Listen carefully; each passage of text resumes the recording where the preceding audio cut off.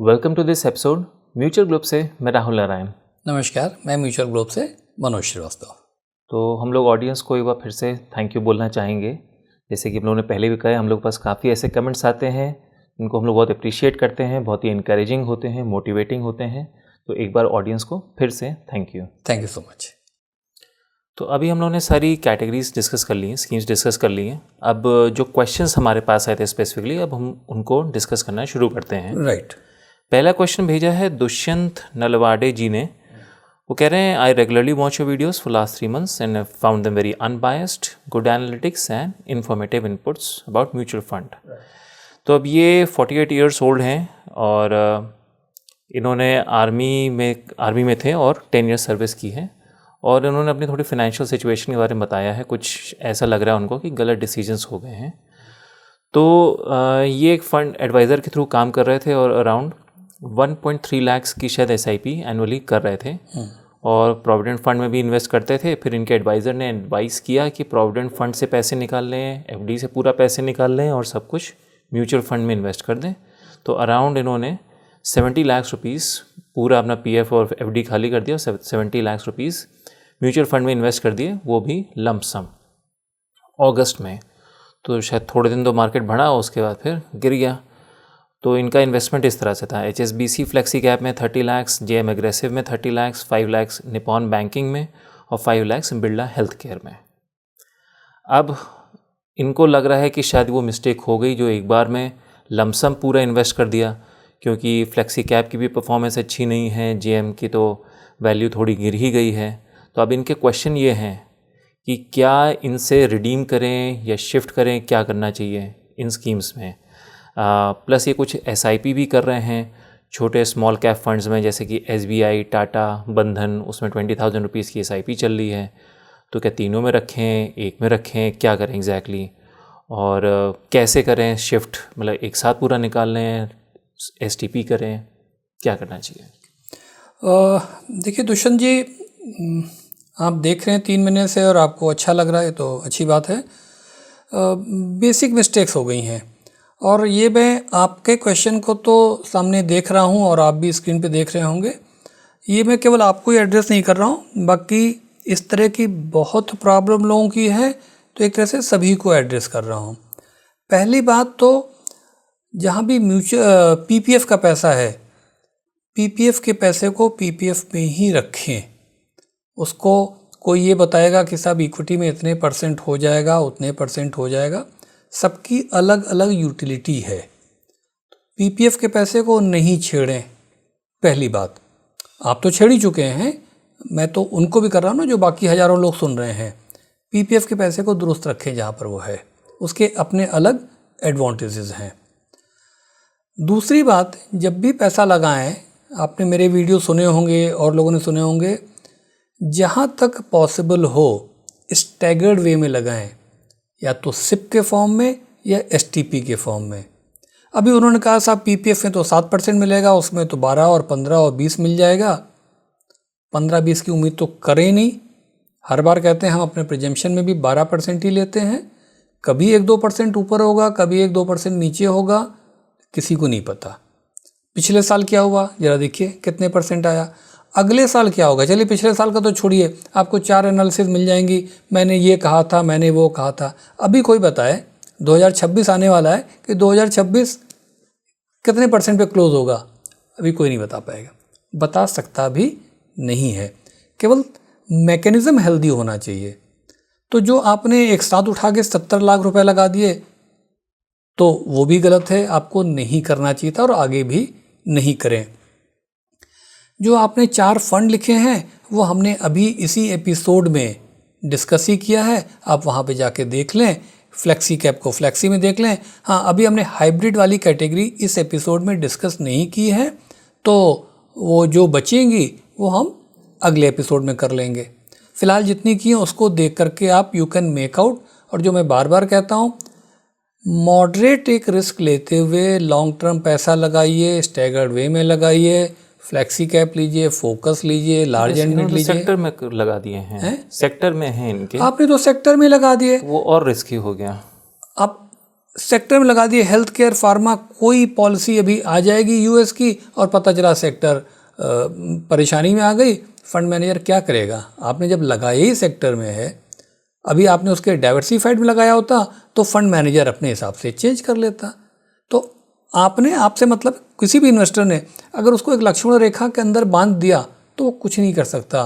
Finally उसका नुकसान किस पे आएगा? फाइनली इन्वेस्टर पे नुकसान आएगा। तो ये भी नहीं करें। स्मॉल कैप जो आपने लगाए हुए हैं वो भी सही नहीं है। तो अब क्या करना है वो बता देता हूँ। अब जो हो गया उसका तो हो गया, उसका तो कुछ कर नहीं सकते।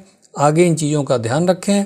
आप हमारी डेटा एनालिसिस को देखें, उसमें से 3 या 4 कैटेगरीज उठाएं और उन 4 कैटेगरीज की एक या दो जो ऊपर की स्कीमें हैं अपनी भी रिसर्च कर लें और उसमें इन्वेस्ट करें। अब बात ये आ रही है कि कैसे करें, एक साथ पैसा निकाल लें कि नहीं निकाल लें। अब देखिए ये फिर वही मुश्किल काम है। एक साथ लगा दें ये प्रेडिक्शन भी हम नहीं कर सकते, एक साथ निकाल लें ये भी नहीं कर सकते। और एक चीज़ और मैं बताऊं आपको, आज हम कहते नहीं साहब इससे निकल जाए, कल को पता चला वही स्कीम आगे दौड़नी शुरू कर दी। ये रिस्क हमेशा रहेगी। लेकिन मुझे लगता है कि आपको हेल्दी वाली कैटेगरीज की एक एक दो स्कीम ले करके 5-6 स्कीमों में ये पैसा डालना चाहिए। ये सिचुएशन है। बाकी मेरे ख्याल से वो डेटा एनालिसिस देख के आपको काफ़ी हद तक क्लियर हो गया होगा। तब भी नहीं हो तो इसके बाद नेक्स्ट क्वेश्चन भेजिएगा, तो पॉइंटेड क्वेश्चन पूछिएगा, पॉइंटेड रिप्लाई कर देंगे। चलिए मैं एक बार वैसे पूछ लेता हूँ, वो 3-4 कैटेगरीज कौन है? वैसे तो आप कई बार हम लोग पुराने वीडियोस में डिस्कस कर चुके हैं, बट एक इनसे स्पेसिफिकली इनकी बात ना करें। एक इन जनरल इन्वेस्टर को कौन सी वो 3-4 कैटेगरीज हैं जिसको कंसिडर करना चाहिए? देखिए उससे पहले 1 मिनट में और ले रहा हूँ। बिल्कुल इसको शेयर मार्केट को कैसीनो नहीं समझे। ये पैसे बना के देता है, बट उसको देता है जो लंबे समय के लिए होता है और आराम से जाता है। जब आराम से जाता है तो बैलेंस्ड अप्रोच चाहिए, थोड़ा इसमें थोड़ा इसमें थोड़ा इसमें। अच्छा फंड मैनेजर, अच्छी स्कीम, पुराना ट्रैक रिकॉर्ड, सिंपल है। अब इनको जोड़ दीजिए। उस हिसाब से लार्ज एंड मिड कैप अच्छी लगती है कैटेगरी, उस हिसाब से फ्लैक्सी कैप अच्छी लगती है कैटेगरी। मिड कैप भी अच्छी है सेंस में कि मिड कैप में मिनिमम 65% मिड कैप जाना होता है, 35% का स्कोप है। अगर वो फंड मैनेजर का अच्छा ट्रैक है तो 35% वो लार्ज थोड़ा बहुत स्मॉल में ले जाएगा। मुझे लगता है 3 ये हो गई। थोड़ा उसको और कंजर्वेटिव बनाना है तो एक आध लार्ज कैप उठा लीजिए। तो अगर मैं इनके हिसाब से बात करूं, क्योंकि 48 के हैं, 10 साल की सर्विस बची हुई है, मतलब 50 के बाद तो अब वैसे भी सीनियरिटी की तरफ बढ़ जाएंगे। फौज में हैं, वैसे ही ह्यूज रेस्पेक्ट है और सभी के लिए सबका पैसा ही सबके लिए बड़ा ज़रूरी होता है। तो मुझे लगता है इन 4 कैटेगरीज में से एक एक दो स्कीम उठा लें और अभी जो पैसा आपको लग रहा है कि ठीक नहीं है, उस पैसे को अगले 6 से 8, 9, 10 के बीच में STP या SIP मतलब आपको लगती है भाई फलां वाली स्मॉल कैप ठीक नहीं है, अब एक झटके मत निकाल लीजिए, उसको 6 पार्ट में निकाल लीजिए। क्योंकि मैं कहूँ आज निकाल लीजिए, आपने निकाल लिया मेरे कहने पे, कल को आप कहें देखिए साहब यहीं से तो मार्केट बढ़ना शुरू हो गया, विच इज़ क्वाइट पॉसिबल। तो उसको 6 टुकड़ों मान के चलिए कि 6 टुकड़ों में निकालिए। इन 4 कैटेगरी की एक एक दो अच्छी स्कीम में इन्वेस्ट कीजिए। ये अभी एडवाइस आपके लिए और आपसे जैसे जो मिलते हैं। ये इन्वेस्टमेंट एडवाइस नहीं है, क्योंकि हम लोग हमेशा कहते हैं ये इस इनपुट को लें और खुद सोचें, तो अपने एडवाइज़र से पूछें, किसी और एडवाइज़र से पूछें, इसके बेसिस पे हाँ ये कोई एडवाइस नहीं है, ये एक तरह से बस हम आपको अवेयरनेस क्रिएट कर रहे हैं, एजुकेट कर रहे हैं। क्योंकि हमको भी से भी देख रहा है और हम अपने ही क्योंकि हमारा और कोई वेस्टेड इंटरेस्ट भी नहीं है, let it be very clear. तो इस वजह से आप ये इनपुट ले करके you please connect the dot and then take your own decision. Right. इन्होंने पूरा पैसा PF और FD से भी निकाल दिया, तो एक इन जनरल की इन्वेस्टर को कितना डेट में रखना चाहिए? 100% इक्विटी तो कोई भी नहीं एडवाइस करेगा। देखिए सब ऐसा होता है कि जब मार्केट बढ़ रहा होता है तो सब चीज़ें लोग भूल जाते हैं। मैं इनकी बात नहीं कर रहा हूँ, बट इन जनरल तो भाई आप देखिए, जो मैं सबको मैं अपना पोर्टफोलियो बता दे रहा हूँ, बस उसके बाद अब वो गलत है सही है वो आप कॉपी कीजिए। 20% 25% डेट फंड में ज़रूर होना चाहिए, जिससे कि आपकी कोई भी इमरजेंसी मीट आउट हो जाए, आपको इक्विटी तोड़वानी नहीं पड़े। बची 75, उस 75 में मैंने करीब 10% गोल्ड में डाला हुआ है। आप डालें नहीं डालें वो आप सोचिए, मैं अपना बता रहा हूँ और मैं ये भी नहीं कह रहा हूँ कि आप उसको फॉलो कीजिए, क्योंकि अब गोल्ड इधर थोड़ा बढ़ चुका है, वोलेटाइल बहुत रहेगा। हाँ, मेरा लॉन्ग टर्म व्यू है तो, और मेरी अपनी अलग रिस्क एपिटाइट है। अब जो बचा उसका 1/3 आप यूएस टेक्नोलॉजी के फंड में मैंने डाल रखा है। अब आज की डेट में म्यूचुअल फंड एक्सेप्ट नहीं कर रहे हैं, तो आपके पास क्या रूट है, आपके पास गिफ्ट सिटी वाला रूट है, और बाकी को आप यही म्यूचुअल फंड में कर लें या आधा इंडेक्स फंड में बांट दें और आधा म्यूचुअल फंड में डाल दें। ये एक आप बना लीजिए, आप अपना एक फॉर्मेट बना लीजिए, और उसके बाद भी कोई क्वेश्चन निकल के आता है तो हमसे इनपुट ले लीजिएगा। ये निकल गया, ठीक। चलिए नेक्स्ट। नेक्स्ट क्वेश्चन हमारे पास आया है मिस्टर नीरज मकानी जी का। तो ये रिटायर हो रहे हैं पब्लिक सेक्टर बैंक से, और इनके पास करीब 1 करोड़ रुपए का रिटायरमेंट फ़ंड है, और इनकी जो पेंशन आएगी वो है 1 लाख रुपीस। अब ये पूछ रहे हैं कि कितना गोल्ड और सिल्वर में इन्वेस्ट करें, कौन से ऐसे इन्वेस्टमेंट ऑप्शन हो सकते हैं जिससे कि 50,000 रुपीज़ पर मंथ की इनकी अर्निंग हो सकती है, लॉन्ग टर्म ग्रोथ के लिए कौन से अच्छे इन्वेस्टमेंट ऑप्शंस हैं, और म्यूचुअल फंड्स में कैसे इन्वेस्ट करें और क्या एलोकेशन अमाउंट होना चाहिए।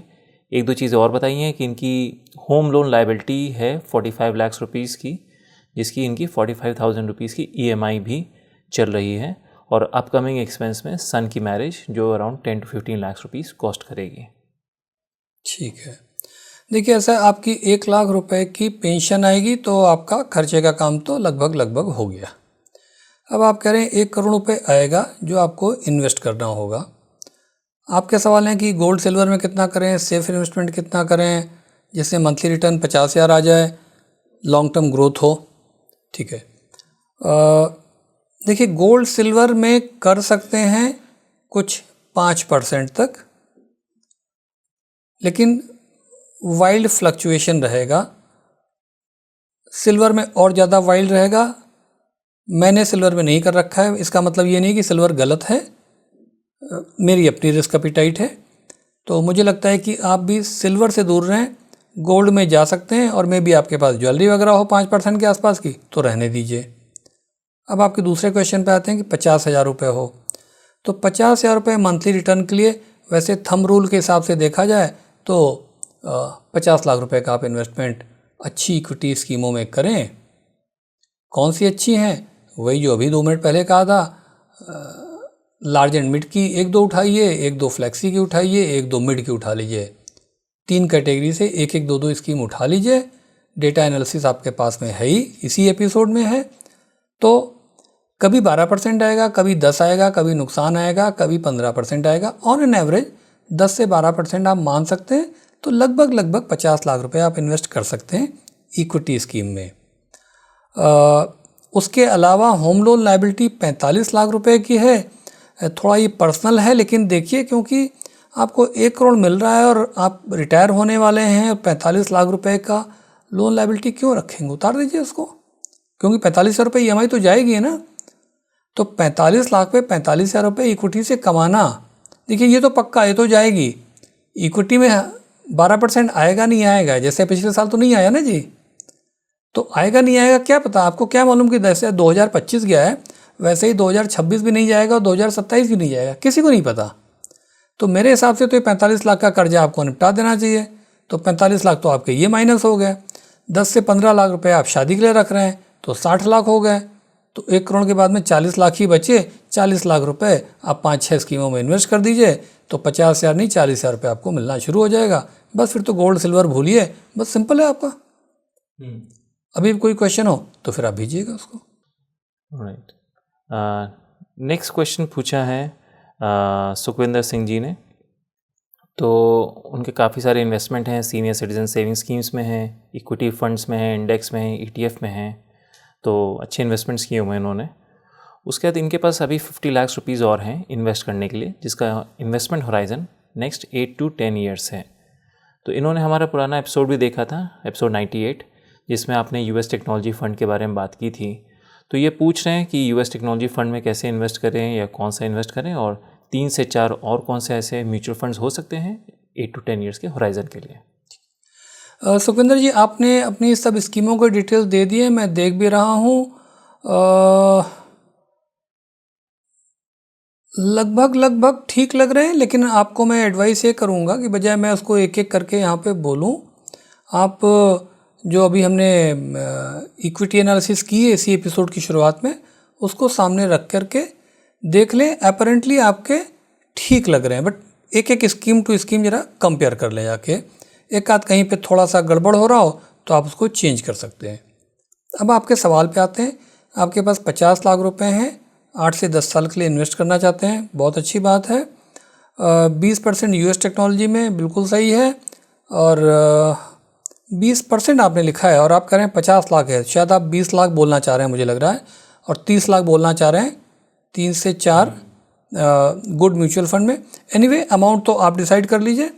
यूएस टेक्नोलॉजी में इस वक्त आपको चेक करना पड़ेगा, हर महीने चेक करना पड़ता है कि कौन सी स्कीम खुली हुई है। जैसे कि नास्डैक है, यूएस टेक्नोलॉजी रिलेटेड है, तो आईसीआईसी की है, इन्वेस्को की है, शायद मोतीलाल की भी, कई लोगों की है, बट आपको चेक करना पड़ेगा। अगर खुली है तो आप इन्वेस्ट करें लमसम, नहीं खुली है तो कई बार time to time window open कर देते हैं कि भाई आप एसआईपी कर सकते हैं, तो आप कीजिए और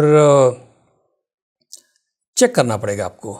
और जब तक नहीं हो रहा है तब तक किसी अच्छे इक्विटी फंड में, उस इक्विटी फंड में एक या दो जिनके पास यूएस टेक्नोलॉजी है, जैसे कि एडिलवीज के पास है, आईसीआईसी के पास है, और भी लोगों के पास में है, तो उनके ही किसी निफ्टी 50 टाइप के फंड में आप इन्वेस्ट कर दीजिए, ताकि जैसे ही मौका लगे या तो आप लमसम उसको पलट दें, पलट से मतलब स्विच कर दें, या एसटीपी कर दें।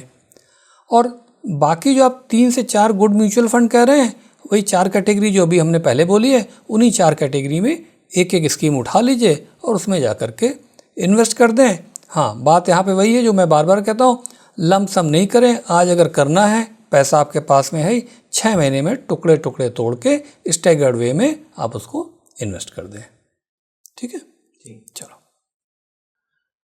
नेक्स्ट क्वेश्चन आया है, ये जो इटली से हमारे व्यूअर हैं उन्होंने क्वेश्चन भेजा है। तो ये एसआईपी करते हैं और इन्होंने कई सारी अपनी स्कीम्स हैं, 8-9 स्कीम्स हैं, वो मेंशन किए हैं। तो वो चाहते हैं कि एक बार आप उन स्कीम्स को रिव्यू कर लें और अगर कुछ चेंज की ज़रूरत है तो एक बार बताएं। देखिए, स्कीम्स मेरे को आपकी दिखाई पड़ रही हैं, इसमें से कुछ स्कीम ठीक लग रही है, जैसे HDFC फ्लेक्सी कैप ठीक लग रही है, SBI next 50 is okay, HSBC small cap अभी जो हमने इसी एपिसोड में एनालिसिस की उसमें चेक कीजिए जाके, मुझे लगता है कि शायद ये उतनी अच्छी नहीं होगी, एक बार चेक कर लें आप। और उसके अलावा तो लगभग ठीक है। मोतीलाल ओसवाल की मल्टी कैप जरा चेक कर लीजिए, इसी एपिसोड में है, प्लीज़ वहाँ जाके आप देख लीजिए, तो उसके बेसिस पे आपको क्लियर हो जाएगा। और इन्होंने थोड़ा सा लिखा भी है, वो मैं पढ़ने की कोशिश करता हूँ, पंजाबी में है, इंटरेस्टिंग है। सर, आप दोनों को दिल की गहराई से सत श्री अकाल सर। पोर्टफोलियो मेरा ते वाइफ दा हैगे, 2 पोर्टफोलियो दे इन्वेस्टमेंट, प्लीज़ चेक कर दो कि ठीक है कि नहीं है। सो बाकी मैं आगे नहीं पढ़ पा रहा हूँ बहुत क्लियर, तो मैं फिर उसको नहीं बोल रहा हूँ। इन्होंने ये लिखा कि इटली में है, तो जब भी हम एपिसोड रिलीज़ करें तो इनको बता ज़रूर दें। तो यहाँ पे 2 चीज़ें हैं आपकी, जो आपने कहा है बिल्कुल हम उसको मान रहे हैं, टीम हमारे साथ बैठी हुई है, टीम को हमने बोल दिया है कि आपको टाइमली हम बता देंगे कि कब वो एपिसोड आने वाला है और इंडिया टाइम के हिसाब से किस दिन कितने बजे। लेकिन आपको रिक्वेस्ट कर रहा हूँ और बाकी जो लोग सुन रहे हैं उनको भी कर रहा हूँ कि चैनल को सब्सक्राइब करके बेल नोटिफिकेशन को ज़रूर दबा दें। आई रिपीट, बेल नोटिफिकेशन, उससे ऑटोमेटिकली जैसे ही एपिसोड रिलीज़ होता है आपको पता चल जाता है। तो ये है। अब इसके बाद भी आपको कोई अगर क्वेश्चन हो तो ज़रूर भेजिएगा। नेक्स्ट क्वेश्चन हमें भेजा है रघुवीर शाह जी ने। इनका गोल पहले बता देता हूँ। इनका गोल है कि 1 करोड़ रुपीज़ एक्यूमुलेट करना चाहते हैं through investment in mutual funds over the next 20-25 years. तो इन्होंने इन्वेस्टमेंट ऑलरेडी कर रखे हैं म्यूचुअल फंड में और काफ़ी ज़्यादा स्कीम्स में इन्वेस्टमेंट कर रखे हैं, तो उनके नाम बोलना तो पॉसिबल नहीं है। कवर हम लोगों ने सारी स्कीम्स कर ही ली थी इसके पहले, जब हम लोगों ने सारी कैटेगरीज डिस्कस की थी। तो अब इनको क्या एडवाइस है? इनको एडवाइस दो है। पहली बात तो ये कि जो ये 25 साल में 1 करोड़ रुपए करना चाह रहे हैं, 5,500 रुपये, 6,000 रुपये महीना इन्वेस्ट करें, 12% की एक रियलिस्टिक उम्मीद रखें, और अगर अच्छी स्कीमें हैं तो 1 करोड़ हो सकता है। पहला तो ये है। दूसरा, इन्होंने शाह साहब कितनी स्कीमों में इन्वेस्ट कर रखा है और कितने कैटेगरीज में, कितने सेक्टर में कुछ बचा ही नहीं है। Small cap, flexi cap, large cap, hybrid, health opportunity, MNC, technology, और नीचे आने दीजिए, मुझे पढ़ने में टाइम लग रहा है ना। नास्डेक, एफओएफ, फिर मिड कैप, बहुत ज़्यादा कर रखा है। इसको कंसोलिडेट कीजिए। कंसोलिडेट कैसे करें? अभी इसी एपिसोड के शुरुआत में जो हमने डेटा एनालिसिस की है उसको देखिए, कंसोलिडेट कीजिए, जो अच्छी हैं उनको रखिए और जो नहीं अच्छी हैं उनको हटाइए। कम से कम 6,000 रुपये की SIP ज़रूर आपकी चलती रहे, 4-5 अच्छी कैटेगरीज में। 1 करोड़ क्या, 1 करोड़ से ज़्यादा भी बनेगा, बट फैलाव ज़्यादा कर लिया, इसको ठीक करें। और इसके बाद भी कोई क्वेश्चन हो तो ज़रूर भेजें, हम उसको रिप्लाई करेंगे। नेक्स्ट क्वेश्चन भेजा है मंजुनाथ पाटिल जी ने। उनकी एज 38 ईयर्स है। वो 35,000 रुपीज़ पर मंथ SIP कर रहे हैं। जैसे मैं देख पा रहा हूँ कि अराउंड 20,000 रुपीज़ तो स्मॉल कैप में जा रहा है वेरियस स्कीम्स में, 10,000 रुपीज़ मिड कैप में जा रहा है, 5,000 रुपीज़ फ्लेक्सी कैप में, और 2 लाख रुपीज़ उन्होंने गोल्ड ETF में इन्वेस्ट किया है। तो इसके बेसिस पे आपका क्या कमेंट होगा? देखिए, अच्छी बात है मंजुनाथ जी, आप फौज में हैं, बहुत अच्छा काम कर रहे हैं, हमारे देश की सेवा कर रहे हैं। हम अपने ढंग से आपकी सेवा करने की कोशिश कर रहे हैं। 38 साल की उम्र है, 35,000 रुपये की SIP जा रही है, बहुत बढ़िया है, अच्छे पैसे बनेंगे आपके। हाँ, एक ऑब्जर्वेशन, स्ट्रॉन्ग ऑब्जर्वेशन ये है कि आपने स्मॉल कैप में बहुत ज़्यादा डाल दिया है। मैं समझ सकता हूँ स्मॉल कैप की रैली चली है, लेकिन प्लीज़ वो ना करें। आप अपने पैसे को, जो इस 35,000 रुपये है, अभी इसी की बात करता हूँ, इसको प्रॉपरली बांटें। 20% से ज़्यादा स्मॉल कैप नहीं हो, 40 से 50% मिड कैप हो, और बची हुई चीज़ फिर आपकी लार्ज कैप में हो। किन स्कीमों में हो आपने डेटा एनालिसिस अभी देख ही ली होगी, उसके हिसाब से करें। और बाकी आपका एज आपके साथ में है, अमाउंट आपकी अच्छी है, तो अच्छे पैसे बनेंगे, लेकिन इसको थोड़ा सा ठीक कर लें। गोल्ड ETF 2 लाख रुपए लगाया हुआ है, ठीक है, कोई इशू नहीं है। ये मेरा व्यू बनता है इनके पोर्टफोलियो पे। नेक्स्ट क्वेश्चन हमारे पास आया है मिस्टर असीम सहगल जी का। उनकी एज 50 ईयर्स है। उनका करंट इन्वेस्टमेंट इस तरह से है, प्रोविडेंट फंड में 1.4 करोड़ रुपीज़ और म्यूचुअल फंड में 40 लाख रुपीज़। अभी SIP कर रहे हैं ₹1,25,000 पर मंथ की, और इनका गोल है कि हर साल SIP को 10% से बढ़ाएंगे। इनका जो गोल है वो है कि 4 crore from mutual funds and 4 crore from provident fund. फिर इन्होंने अपना पोर्टफोलियो यहाँ मेंशन किया है, तो अब इस पे ये एडवाइस मांग रहे हैं। ठीक है, देखिए, आपका जो पैसा 40 लाख रुपए MF में पड़ा हुआ है, और करंट SIP आप 1,25,000 रुपये बोल रहे हैं, साथ में स्टेप अप भी बोल रहे हैं।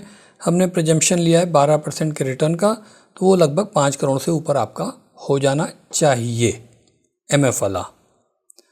और जो PF है वो आपका 1 करोड़ 40 लाख है, वो मैं कुछ 7% का अगर प्रिजम्पशन लूँ, और मैं मानते हुए कि आप 50 की उम्र के हैं, 10 साल बाद रिटायर होंगे, तो वो आपका पैसा कुछ 2.42 के आसपास होना चाहिए। तो लगभग 5, 2, 7, 7.5, 7 करोड़ प्लस आप मान सकते हैं, अनटिललेस की कोई बहुत मेजर कोई चेंज नहीं हो जाए। स्कीमों की जो बात है, ICICI की लार्ज कैप लग रही है, ठीक लग रही है, और ICICI हाइब्रिड है, PPFC वही पारंपरिक होनी चाहिए, HDFC मिड कैप है, एडिलवीस ठीक है, कोटक गोल्ड है, बंधन स्मॉल कैप है, लगभग ठीक लग रही हैं आपकी स्कीमें। और एक बार आप थोड़ा सा 5-10 मिनट मेहनत कीजिए, तो हमारे इसी वीडियो को फिर से देख लीजिए, उससे कंपेयर कर लीजिए, जो डेटा एनालिसिस है वैसे ठीक लग रहा है, और आपका ये कुछ 7 करोड़ के आसपास का अचीवेबल लग रहा है। और कोई क्वेश्चन हो तो भेजिएगा। नेक्स्ट क्वेश्चन भेजा है विशाल जी ने। वो कुछ स्कीम्स में SIP कर रहे हैं, इंक्लूडिंग बंधन स्मॉल कैप, वो स्मॉल कैप एक और ऐड करना चाह रहे हैं, तो वो पूछ रहे हैं कौन सा स्मॉल कैप ऐड करें। देख लिया इनका पोर्टफोलियो, HDFC प्लस पारंपरिक फ्लैक्सी कैप है, ठीक है। HDFC एडिलविस मिड कैप ठीक है। कोटक निफ्टी नेक्स्ट 50 ठीक है। 10% स्टेप अप करना चाहते हैं, बहुत अच्छी बात है। बंधन स्मॉल कैप है, आप देख लीजिए जा करके, उसमें जो हमारी डेटा एनालिसिस है उसमें एक स्कीम और कोई उठा लीजिए आप, कुछ इन्वेस्को या ITI जो मुझे याद आ रहा है, एक बार आप देख भी लीजिए। ओवरऑल पोर्टफोलियो ठीक है, एक बार डेटा एनालिसिस को और देख लीजिए तो थोड़ा वो जो अगर कुछ हेर फेर करना है, ओवरऑल तो ठीक लग रहा है। नेक्स्ट क्वेश्चन भेजा है भूपेश जी ने। वो अराउंड 10 डिफरेंट स्कीम्स में इन्वेस्ट कर रहे हैं और उन्होंने अपने SIP के अमाउंट भी मेंशन किए हैं, वो चाह रहे हैं कि एक बार आप रिव्यू कर लें। देख लिया है, निपॉन लार्ज कैप ठीक है, HDFC फ्लैक्सी कैप ठीक है। जियो ब्लैक रॉक तो भाई अभी बर्थ ही हुआ है, तो इसके बारे में कोई व्यू लिया नहीं जा सकता है, और मुझे लगता है जब तक 1 साल चल नहीं जाए आपको भी इन्वेस्ट नहीं करना चाहिए था। अब कर लिया है तो आप देखें। JM फ्लैक्सी कैप थोड़ा सा कमज़ोर दिखाई पड़ता है। HDFC मिड कैप ठीक है, मोतीलाल मिड कैप भी ठीक है, थोड़ा इनका PE ज़्यादा होता है। निपॉन स्मॉल कैप में बंधन स्मॉल कैप बेटर लगता है। निपॉन भी ठीक है, देख लीजिए एक बार जाकर के, अभी जो डेटा एनालिसिस हमने दी है इसी एपिसोड में उसको देख लीजिए। गोल्ड ETF कर सकते हैं, HDFC का ETF कीजिए या HDFC का गोल्ड फंड कीजिए जो इंटर्न ETF में इन्वेस्ट करता है, बट पैसा निकालते वक्त थोड़ा सा मुझे लगता है कि म्यूचुअल फंड का जो गोल्ड फंड है उसमें करना बेटर ऑप्शन रहता है। और निपॉन इंडिया लिक्विड तो एक उसके लिए हो गया, आपका 4% 5% आता है, तो कोई इमरजेंसी के लिए बात अलग है। अदरवाइज़ अगर आप इसको SIP बोल रहे हैं और इक्विटी में इन्वेस्ट कर रहे हैं तो ये SIP नहीं है, तो इस पे अपना ध्यान दें कि लिक्विड फंड में SIP का कोई खास मतलब नहीं है।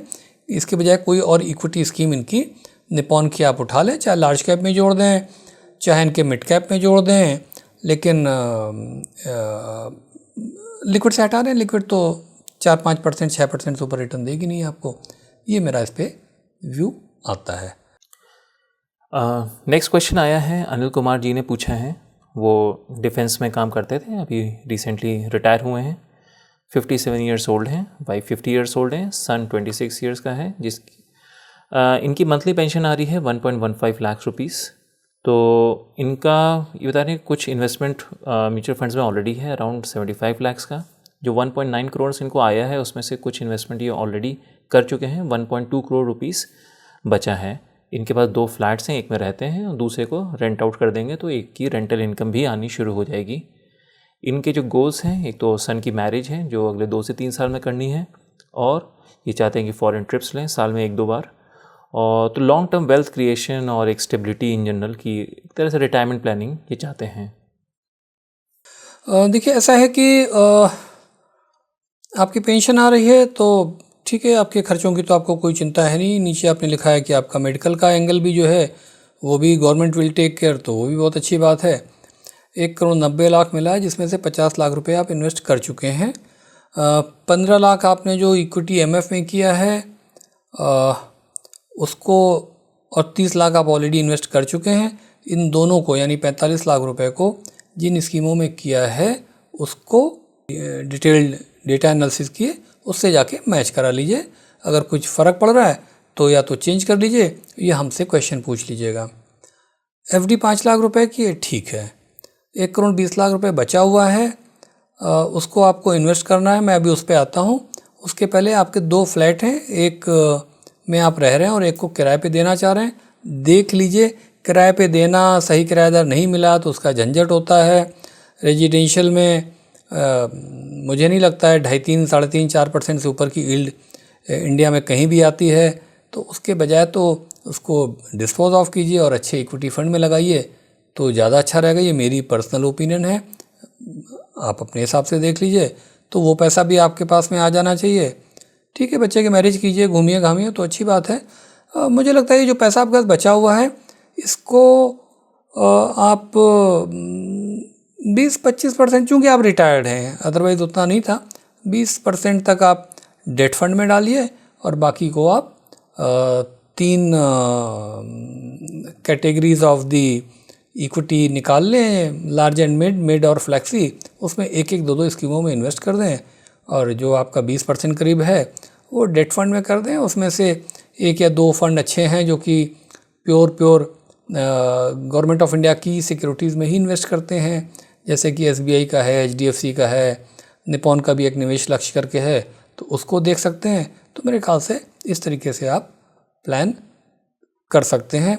ये पैसा जो आप एनुअल विजिट और घूमने घामने के लिए कर रहे हैं, इसको आप डेट फंड से कैटर कीजिएगा। उसके लिए इक्विटी मत तोड़वाइएगा, इक्विटी को डाल के ग्रोथ ऑप्शन डाल करके और उसको अच्छे से मैच्योर होने दीजिएगा। ये मेरा अनिल जी को जवाब है। नेक्स्ट क्वेश्चन पूछा है राम कुमार जी ने, जो फार्मर हैं, हरियाणा से हैं, 59 ईयर्स ओल्ड हैं। उनके पास शायद FD का पैसा आने वाला है नेक्स्ट ईयर, जो 10 लाख रुपीज़ के अराउंड होगा। तो वो इसको इन्वेस्ट करना चाहते हैं लॉन्ग टर्म, 15 साल का होराइज़न है, मतलब उनको पैसा नहीं चाहिए 15 साल तक।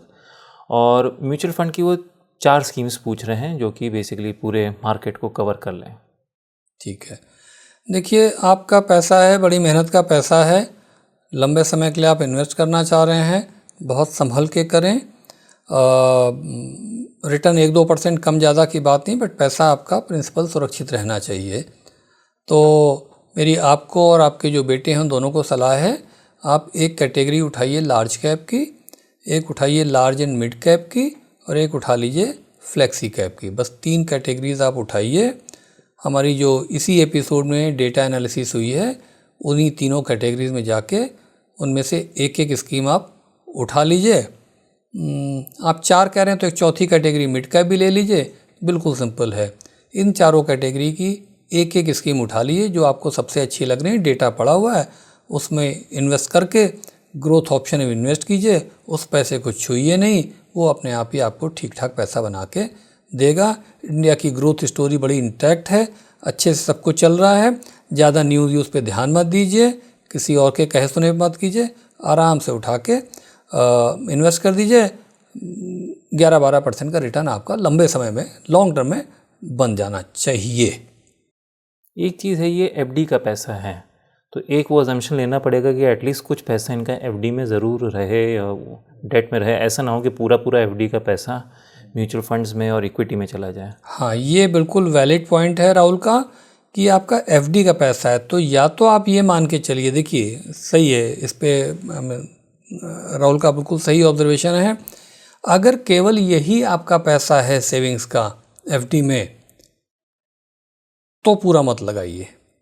तब फिर 5 लाख FD में रखिए और 5 लाख को इन 4 स्कीमों में लगाइए। अगर आपको लगता है नहीं इस 10 लाख के अलावा भी आपके पास 10 लाख हैं, तो आप इस 10 लाख को लगाइए, क्योंकि कुछ इमरजेंसी, कुछ पड़ सकता है, कहीं मार्केट ही इतना तेज वाइल्ड फ्लक्चुएट कर सकता है कि आपको लगेगा अरे मेरे 10 लाख के तो 9 लाख रह गए। ऐसा लग रहा है कि शायद पहली बार जा रहे हैं, और पहली बार जा रहे हैं आप, तो रोज़ नई नई खबरें आएंगी और आप परेशान हो जाएंगे। तो अगर ये एकमात्र 10 लाख की FD है तो 5 लाख इन्वेस्ट कीजिए म्यूचुअल फंड में और 5 लाख की FD रखिए। हाँ, इसके अलावा हैं 10 लाख या उससे ज़्यादा, हो सकता है उससे ज़्यादा ही हो, आई एम प्रिज्यूमिंग, क्योंकि एग्रीकल्चर में लोगों के पास अच्छी प्रॉस्पेरिटी रहती है, तो फिर इस 10 लाख को लगा सकते हैं। ठीक है, तो हम लोग यहाँ पे इस एपिसोड को रैप कर लेते हैं। क्वेश्चन आंसर तो बहुत हो जाते हैं, तो बाकी जो बचे हैं वो हम लोग आगे के एपिसोड में टेकअप करने की कोशिश करेंगे। और तब तक हमारी ऑडियंस से रिक्वेस्ट है कि अगर आपको एपिसोड अच्छा लगा हो तो प्लीज़ इसे लाइक करिए, शेयर करिए, सब्सक्राइब करिए और देखते रहिए। मिलते हैं नेक्स्ट एपिसोड में, तब तक goodbye. Goodbye, thank you.